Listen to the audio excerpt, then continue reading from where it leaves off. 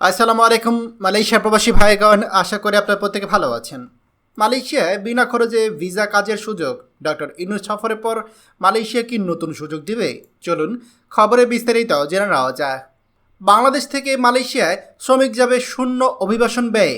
সব ব্যয় বহন করবে দেশটির নিয়োগকর্তারা, অর্থাৎ মালয়েশিয়ার কোম্পানিরা। প্রক্রিয়াটি পরিচালিত হবে ইউনিভার্সাল রিক্রুটমেন্ট প্রসেস ইউআরপি ও ডাইরেক্ট লেবার রিক্রুটমেন্ট ডিএলআর প্ল্যাটফর্মের মাধ্যমে, যা কৃত্রিম বুদ্ধিমত্তা বা এআই দ্বারা নিয়ন্ত্রিত হবে। ইতিমধ্যে মালয়েশিয়া সরকার এই মডিউল অনুমতি দিয়েছে এবং বাংলাদেশ সরকারেও ইতিবাচক সম্মতি পাওয়া গিয়েছে। এই ব্যবস্থায় কোনো মধ্যস্বত্বভোগী বা দালালের সুযোগ থাকবে না। শ্রমিকরা মোবাইল অ্যাপস বা নির্দিষ্ট অফিসে নিবন্ধন করতে পারবে এবং নিয়োগকর্তারা তাদের টিকিট, মেডিকেল ও অন্যান্য খরচ বহন করবে। সংশ্লিষ্টরা জানিয়েছে, বর্তমানে একজন শ্রমিক মালয়েশিয়া যেতে 5 থেকে 6 লক্ষ টাকা পর্যন্ত খরচ করেন, কিন্তু নতুন এই প্রক্রিয়ায় শ্রমিককে কোনো খরচ করতে হবে না। শুধু প্রথম মাসের বেতন থেকে সার্ভিস চার্জ কেটে নেওয়া হবে। স্বাস্থ্য পরীক্ষা ও প্রশাসনিক কাজের ব্যয় এইখান থেকে দেওয়া হবে। ডিএলআর প্ল্যাটফর্মের মাধ্যমে নিয়োগকর্তা ও শ্রমিক সরাসরি যোগাযোগ করতে পারবে। এতে ভুল বোঝাবুঝি, দুর্নীতি ও প্রতারণার সুযোগ থাকবে না। বাংলাদেশে কারিগরি শিক্ষা বোর্ডের মাধ্যমে শ্রমিকদের দক্ষতা যাচাই ও প্রশিক্ষণও দেওয়া হবে। এদিকে মালয়েশিয়া সরকার নতুন করে কলিং ভিসায় 24.5 লাখেরও বেশি কর্মী নেওয়ার ঘোষণা দিয়েছে। কৃষি বাগান, খনি, নিরাপত্তা, রেস্তোরাঁ, লন্ড্রি, কার্গো, বিল্ডিং, ক্লিনিং সহ 13টি খাতে শ্রমিক নিয়োগ করা হবে। সংশ্লিষ্টরা আশা করছে ইউআরপি ও ডিএলআরআই বাস্তবায়ন করলে প্রতি বছর বাংলাদেশ থেকে অন্তত 2 লাখ শ্রমিক শূন্য খরচে মালয়েশিয়া যেতে পারবে। এতে দেশের রেমিটেন্স প্রবাহ বাড়বে এবং অভিবাসন খাতে স্বচ্ছতা আসবে।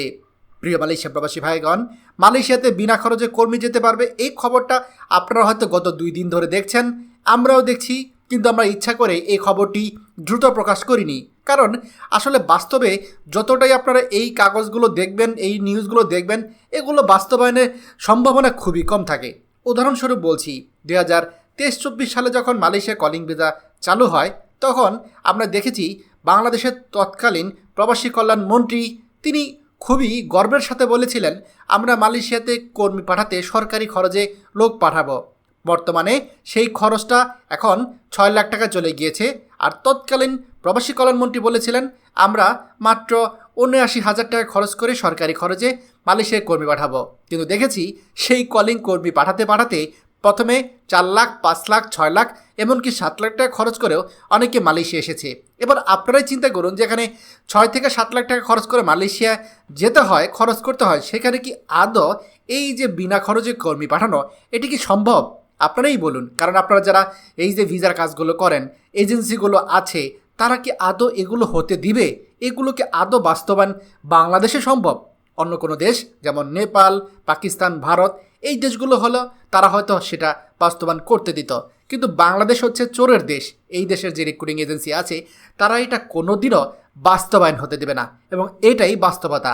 আমি আমার 9 বছরের অভিজ্ঞতা থেকে এই তথ্যটা আপনাদের সাথে কনফার্ম করতে পারি। বাকিটা আপনারাই মিলিয়ে নিয়েন। খবরটি আমাদের মালয়েশিয়া প্রবাসী সকল ভাইদের সাথে এখনই শেয়ার করে সবাইকে এই গুরুত্বপূর্ণ খবরটি জানার সুযোগ করে দিন। আর আপনি যদি আমাদের এই চ্যানেল নতুন হয়ে থাকেন, অবশ্যই আমাদের চ্যানেলটিকে সাবস্ক্রাইব করুন মালয়েশিয়া সকল গুরুত্বপূর্ণ খবরাখবর সবার আগে পাওয়ার জন্য। ধন্যবাদ সবাইকে।